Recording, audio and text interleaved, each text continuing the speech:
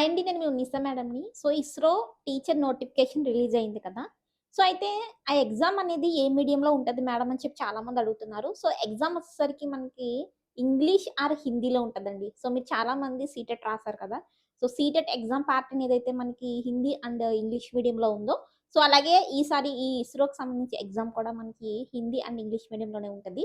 తెలుగులో అయితే ఉండదు. అండ్ ఇంకో విషయం ఏంటంటే ఎగ్జామ్ అనేది మాక్సిమం ఆగస్ట్ ఆర్ సెప్టెంబర్‌లో ఉంటదండి.